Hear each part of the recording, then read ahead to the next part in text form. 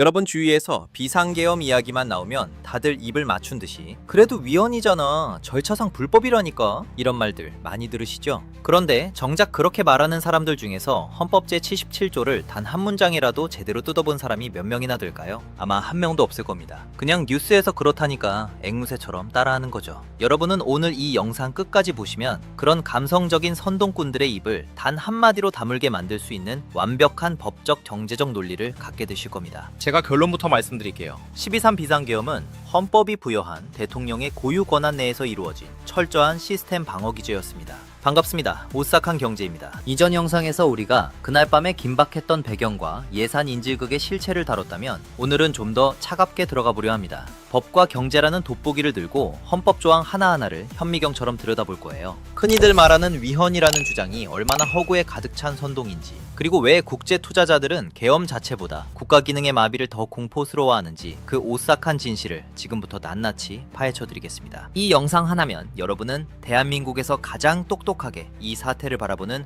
상위 1%의 시각을 갖게 되실 겁니다. 자, 이제 헌법 제77조를 우리 문장 단위로 한번 해체해 봅시다. 대통령은 전시사변 또는 이에 준하는 국가 비상사태에 계엄을 선포할 수 있다고 되어 있죠. 여기서 핵심은 바로 이에 준하는 이라는 네 글자입니다. 많은 사람이 탱크가 오고 포탄이 터져야만 비상사태라고 생각하는데 그건 19세기 사고방식이에요. 현대 국가에서 가장 무서운 비상사태는 바로 시스템의 뇌사 상태입니다. 국회가 예산을 자르고 행정부 관료들을 무차별적으로 탄핵해서 국가의 의사결정 기능이 완전히 멈춰버린 상태. 이게 사변에 준하는, 이에 준하는 비상사태가 아니면 무엇이겠습니까? 경제학적으로 볼 때 국가는 하나의 거대한 경영주체입니다. 주주총회격인 국회가 경영진의 손발을 다 묶어놓고 회사가 망하든 말든 자기들 권력 싸움만 하고 있다면 경영자는 비상의결권을 행사해서라도 회사를 살려야 할 의무가 있는 거죠. 헌법 제17조가 말하는 공공의 안녕질서 유지라는 건 단순히 길거리에 데모가 없어야 한다는 뜻이 아닙니다. 국가라는 시스템이 예측 가능하게 돌아가는 경제적 질서까지 포함하는 개념이에요. 입법부가 법의 이름을 빌려 법치주의를 파괴하고 있다면 그것이야말로 안녕질서에 대한 가장 심각한 도전인 겁니다. 위헌이냐 아니냐를 따질 때 우리가 꼭 알아야 할 개념이 있습니다. 바로 통치행위라는 개념이에요.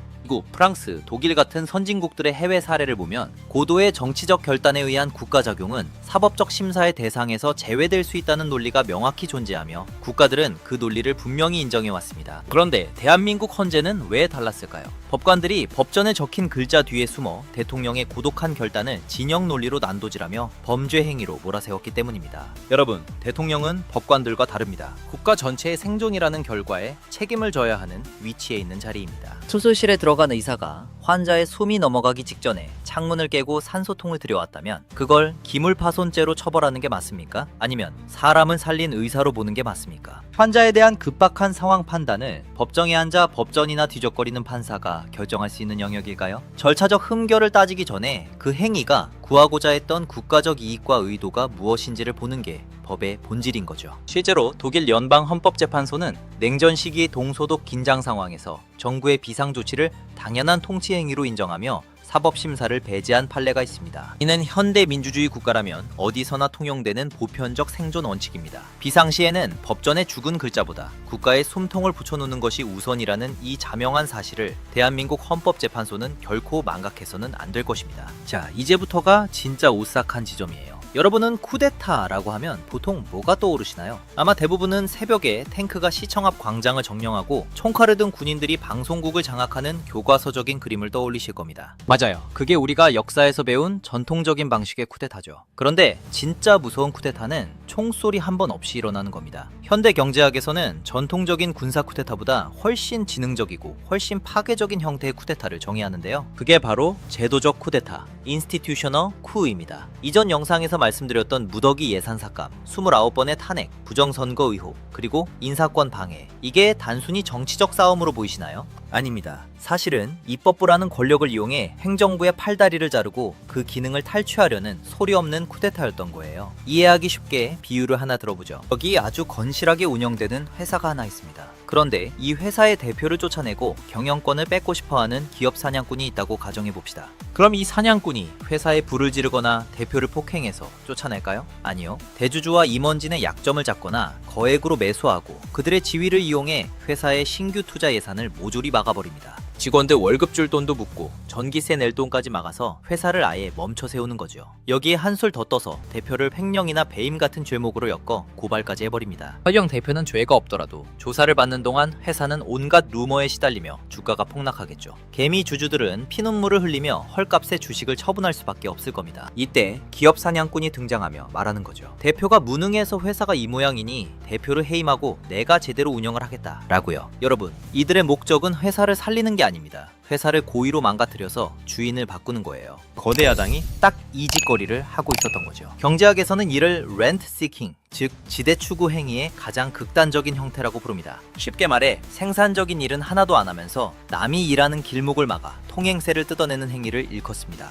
자신들의 정치적 이익을 위해 국가 시스템 전체를 인질로 잡고 목줄을 흔드는 행위, 입법권이라는 합법적인 외투를 입고 행정부의 심장인 예산을 난도질하며 공직자들을 줄줄이 탄핵해 국가 기능을 식물인간으로 만드는 것. 이것이 2024년 대한민국 국회에서 벌어진 일의 본질입니다. 냉정하게 생각해 봅시다. 탱크가 거리로 나오는 게 무섭나요? 아니면 국가의 재난 대응 시스템이 멈추고 마약 수사가 중단되며 간첩들이 활개치는 세상이 무섭나요? 투자가 우리 삶에 훨씬 더 직접적이고 치명적인 위협을 주는 거예요. 총칼보다 무서운 건 법과 제도를 무기로 국가의 심장을 멈추게 하는 행위이기 때문인 거죠. 총 한 방 쏘지 않고 국가라는 거대한 기계를 식물인간으로 만드는 이 상황. 이것이 우리가 직면한 가장 오싹한 진실입니다. 이런 현상을 경제학에서는 스테이트 캡처, 국가 포획이라고도 부릅니다. 특정 정치 세력이 국가기관을 장악해서 공공의 이익이 아니라 자기 진영의 사적 이익을 위해 제도를 변질시키는 거죠. 예산안과 탄핵권을 일종의 인질극 도구로 사용해서 대통령의 통치권이라는 레버리지를 완전히 무력화시켰거든요.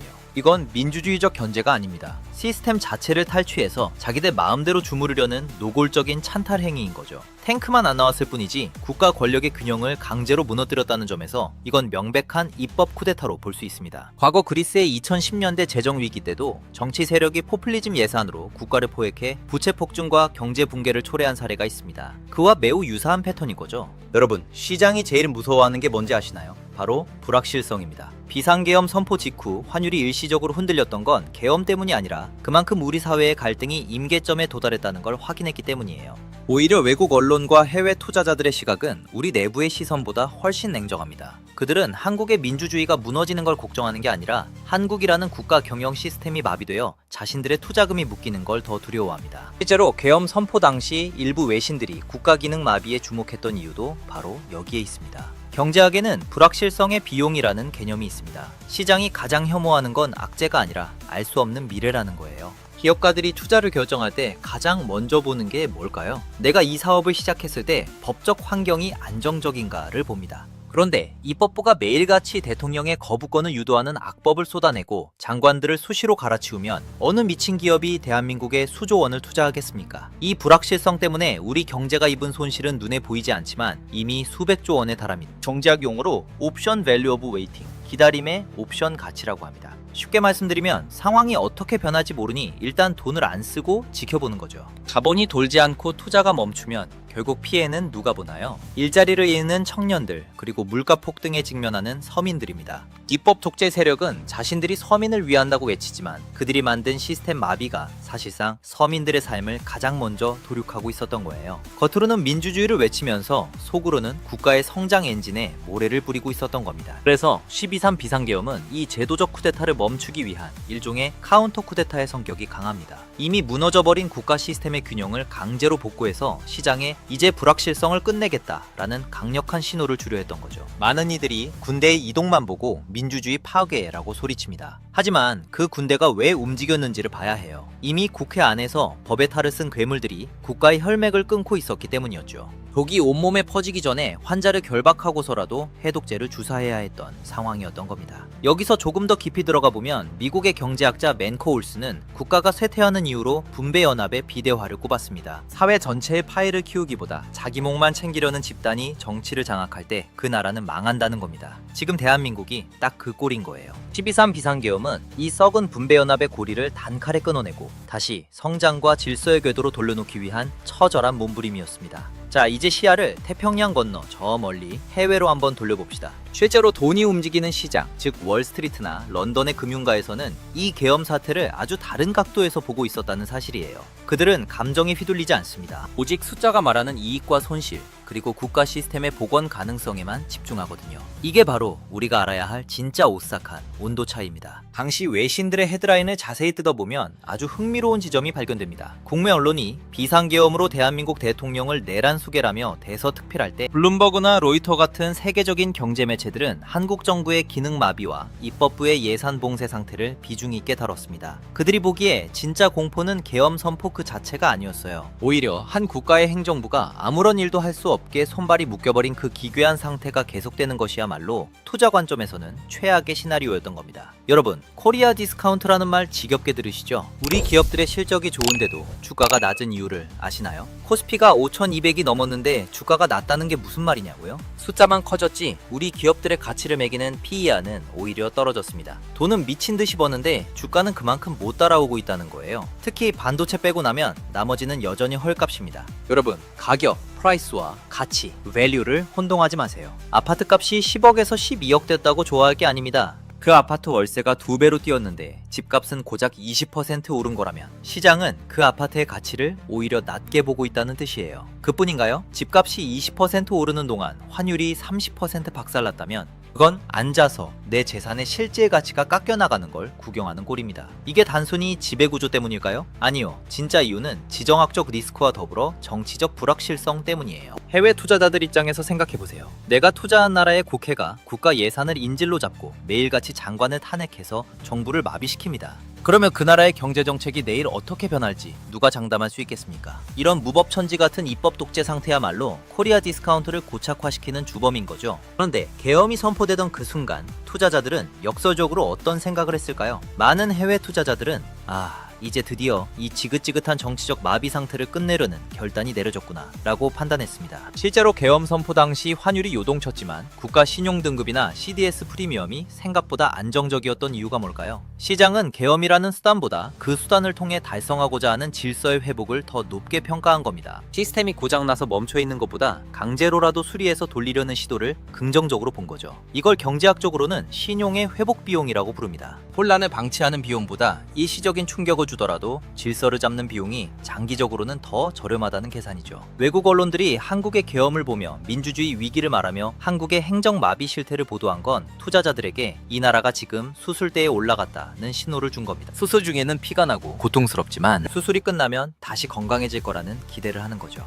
오히려 외신들이 진짜 소름 돋아했던 건 계엄군이 아니라 국회를 점령하고 법치주의를 조롱하던 선동 세력들이었습니다. 합법적인 권한을 행사하려는 대통령을 독재자로 몰아세우며 국가 시스템 자체를 부정하는 그 광기 어린 모습들 말이죠. 선진국 투자자들 눈에는 법을 만드는 사람들이 법을 무시하고 대통령을 내란 수계로 몰아세우는 걸 보며 훨씬 더 미개하고 위험해 보였을 겁니다. 그게 진짜 코리아 디스카운트를 심화시키는 꼴불견이었던 거죠. 여기서 우리가 주목해야 할 또 다른 지점은 미국이나 프랑스 같은 선진국들입니다. 그들도 비상시에는 대통령에게 막강한 권한을 부여합니다. 미국의 국가 비상사태법이나 프랑스의 헌법 제16조를 보세요. 국가 존립이 위태로우면 대통령은 의회의 동의 없이도 초법적인 조치를 취할 수 있도록 명문화되어 있습니다. 그들이 바보라서 이런 법을 만들었을까요? 아닙니다. 국가라는 공동체가 무너지는 것보다 일시적인 권한 집중을 통해 파국을 막는 것이 민주주의를 지키는 더 확실한 방법이라는 걸 역사적 경험으로 알고 있기 때문입니다. 예를 들어 9.11 테러 후 미국 부시 대통령은 의회 동의 없이도 군사적, 경제적 비상조치를 취했죠.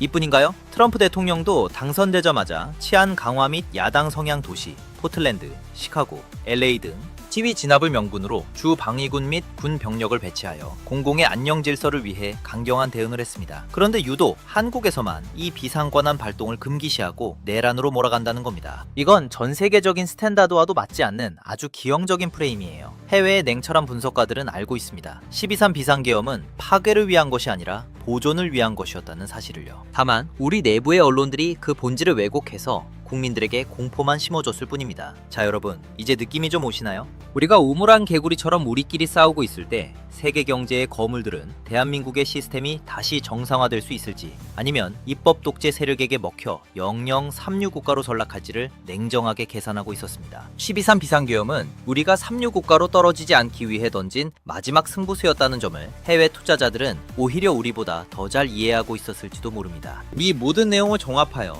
다시 처음으로 돌아와 얘기해보죠. 내란죄의 핵심은 국헌문란의 목적이 있어야 합니다. 즉 헌법 질서를 파괴하려는 의도가 있어야 하죠. 하지만 대통령의 목적은 명확했습니다. 마비된 국가 기능을 정상화하고 예산 인질극을 멈춰 서민 경제를 살리며 무분별한 탄핵으로 무너진 공직사회의 기강을 바로잡는 것이었죠. 진짜 국헌 문란을 저질러 사형 선고를 받아야 할 쪽은 다수당의 위력을 이용해 행정부의 예산을 전액 삭감하고 국가 시스템을 마비시키고 장악하려 한 입법 독재 세력 아닙니까? 도둑이 매를 드는 격으로 자신들의 쿠데타를 막으려 한 대통령을 내란죄로 가두려 하는 이 기막힌 현실이야말로 2026년 대한민국에서 벌어지고 있는 가장 소름 돋는 반전일 것입니다. 자, 이제 감정을 빼고 차가운 법리로만 따져서 12.3 비상계엄이 왜 내란이 아닌 정당한 권한 행사였는지 세 가지로 정리해드릴게요. 첫째, 비상계엄은 헌법 제77조가 보장하는 대통령의 고유 권한이자 고도의 통치권 행사였다. 헌법 제77조는 국가의 돌립이 위태로울 때 대통령이 발동할 수 있는 최종 방어 기제를 명시하고 있고, 입법부가 예산을 전액 삭감하여 국가 행정 시스템을 마비시키는 것은 전쟁보다 더 무서운 기능적 사변입니다. 대통령은 헌법이 부여한 이 고유 권한을 통해 국가의 심폐소생술을 시도한 것이지 헌법에 위배되는 행위를 한 적은 결단코 단 하나도 존재하지 않았습니다. 둘째, 계엄 상황에서 병력의 이동은 법적 금지 구역이 없는 정당한 공권력 집행이었다. 많은 이들이 군인이 국회에 들어간 것만 보고 경악하지만 차가운 법전을 들여다보십시오. 대한민국 법령 어디에도 비상계엄 선포 시 군인이 국회에 진입해서는 안 된다는 명시적 규정은 존재하지 않습니다. 오히려 계엄법에 따르면 대통령은 군을 동원해 사회 전반의 치안과 질서를 유지할 포괄적인 권한을 가집니다. 국회 역시 국가 시스템의 핵심 중추이며 당시의 극심한 혼란을 방지하고 무너진 헌법 질서를 바로 세우기 위해 군 병력이 배치된 것은 계엄하에서 지극히 정상적이고 필수적인 절차였습니다. 만약 대한민국의 심장이 멈춰가는 것을 대통령이라는 지위에서 뻔히 보고도 모른 채 했다면 그것이야말로 직무유기를 넘어선 역사적 배임으로 기록되었을 것입니다. 셋째, 단 한 명의 인명 피해도 없는 대한민국 국민의 투표권을 방어하기 위한 처절한 진실 규명의 과정이었다. 진짜 내란이나 쿠데타라면 무력 충돌과 인명 피해가 무조건 뒤따라야 합니다. 하지만 12.3 비상계엄은 단 한 방의 총성도 단 한 명의 부상자도 없었습니다. 오히려 계엄의 진짜 목적은 선거관리기관의 투명성을 조사하고 마비된 예산 시스템을 복구하여 국민의 삶을 지키는 데 있었습니다. 진실을 밝히고 국가 질서를 유지하려 했던 이 청정계엄의 진실은 지금껏 진행했던 모든 재판 과정에서 그 정당성이 오히려 더욱 뚜렷하게 증명이 되었습니다. 이제 결론을 내려보겠습니다. 많은 이들이 12.3 비상계엄을 두고 실패한 쿠데타니 내란이니 하며 손가락질합니다. 하지만 경제학적으로 그리고 법적으로 다시 복귀해본 그날 밤의 본질은 무너져가는 국가의 시스템을 복구하기 위한 마지막 리셋 버튼이었습니다. 수술은 중단되었고 환자는 여전히 위독합니다. 아니, 어쩌면 수술을 방해한 세력들에 의해 더 위험한 합병증에 노출되어 있을지도 모릅니다. 위헌이라는 단어 뒤에 숨어 국가를 파괴하는 자들이 누구인지, 민주주의라는 이름으로 개인의 재산권을 침해하는 자들이 누구인지 우리는 똑똑히 기억해야 합니다. 헌법 제77조가 왜 존재했는지, 그리고 왜 우리가 입법 독재를 탱크보다 더 무서운 쿠데타라고 불러야 하는지 오늘 우리는 다시 한번 가슴속에 깊이 새겨야 해요. 여러분, 공포는 무지에서 옵니다. 하지만 우리가 진실을 알고 논리로 무장하는 순간 그 공포는 우리가 나아갈 길을 밝히는 등불이 되는 거예요. 비상계엄은 끝났지만 대한민국을 지키기 위한 전쟁은 이제 시작에 불과합니다. 여러분, 대통령도 결국 인간입니다. 비상계엄이라는 최후의 카드를 꺼내며 중대한 결단을 내렸을 때 본인에게 닥칠 사법적 리스크, 언론의 포화, 심지어 목숨까지 걸어야 한다는 걸 각오 안 하셨을까요? 모두 각오하셨을 겁니다. 그럼에도 불구하고 대한민국 국민을 대표하는 총지휘자로서 무거운 십자가를 짊어진 이유는 단 하나였습니다. 나 한 몸이 부서지더라도 국가라는 기차가 탈선하는 건 막아야 한다는 고독한 책임감 때문이었습니다. 남들이 겉으로는 민주주의를 외치며 뒤에서 국가의 미래를 도륙할 때 그는 홀로 비난의 화살을 맞으며 시스템의 전원 코드를 다시 꽂으려 했던 겁니다. 지금 우리에게 필요한 건 단순히 정치적 지지가 아니에요. 국가의 존립을 위해 본인의 모든 것을 던진 지도자에 대한 정당한 평가와 진심 어린 감사입니다. 그가 내린 비상계엄은 파괴를 위한 광기가 아니라 내일의 대한민국을 위한 처절한 구국의 결단이었습니다. 이제 조만간 운명의 선고가 내려집니다. 그날은 사법부에 정의가 존재하는지를 보여주는 새로운 역사가 쓰이는 날이 될 겁니다. 이미 헌법재판소는 국민을 배신하고 진영 논리에 따라 움직이며 독립된 헌법기관으로서의 권위를 스스로 무너뜨렸습니다. 이제 우리에게 남은 최후의 보루는 사법부뿐입니다. 만약 헌법에 명시된 대통령의 고유 권한을 내란죄라는 이름으로 단죄한다면 그것은 대한민국의 사법 시스템조차 이미 저들의 손에 넘어갔다는 가장 확실한 증거가 될 것입니다. 냉정하게 경고합니다. 만약 사법부가 진실을 외면하고 대통령에게 사형을 선고한다면 그것은 한 개인에 대한 판결이 아닙니다. 대한민국 사법 시스템 스스로가 자살을 선택하는 것이며 그 판결문에 이름을 올린 자들은 우리 역사에 길이길이 남을 역적의 오명을 짊어지게 될 것입니다. 사법부마저 무너져 내린다면 앞으로 대한민국에서 누가 국가 위기 상황에 책임 있는 결단을 내릴 수 있겠습니까? 우리는 분명히 알고 있어야 합니다. 윤석열 대통령에게 내려지는 사형 선고는 곧 대한민국이라는 국가의 숨통을 끊는 국가 사형 선고와 같다는 것을요. 역사 앞에 떳떳한 판단을 내리지 못하고 정치적 외압에 굴복한다면 사법부는 스스로 무덤을 파는 행위이자 대한민국을 영원히 삼류국가로 전락시키는 주범이 될 것입니다. 역사는 오늘날의 판결을 똑똑히 기록할 것이고 후대에 어떤 평가를 받게 될지 가슴에 손을 얹고 그 누구에게도 부끄럽지 않은 단호한 판단을 해야 할 것입니다. 국가가 통째로 붕괴되어 단죄받는 그 비극적인 순간을 목격하고 싶지 않다면 사법부는 지금이라도 법치주의의 마지막 보루로서 부디 현명한 판단을 내려주시길 간절히 간청드립니다. 여러분, 진실의 편에 서서 무너져가는 대한민국을 수호하는데 다 함께 목소리를 높여주십시오. 간절하고 무거운 마음으로 오늘은 여기까지 하겠습니다. 12.3 비상계엄의 진실, 그리고 그 이면에 숨겨진 제도적 쿠데타의 무서운 실체를 파헤치는 이 과정은 저에게도 결코 쉽지 않은 싸움이었습니다. 이 영상이 선동에 가려진 진실을 깨우는 불씨가 될 수 있도록 여러분들의 자발적 참여가 필요합니다. 아직 구독과 좋아요 누르지 않으신 분들은 꼭 눌러주시고요. 여러분들의 화력으로 채널의 목소리에 힘을 실어주세요. 대한민국이 무너져가는 줄도 모른 채 평범한 일상을 보내고 계신 많은 분들께 이전 영상과 오늘 영상을 널리 공유해 주시길 부탁드리며 여러분들의 생각은 어떤지 댓글로 남겨주세요. 자유대한민국의 가치를 수호하는 여러분이야말로 이 나라의 진짜 주인이자 마지막 보루입니다.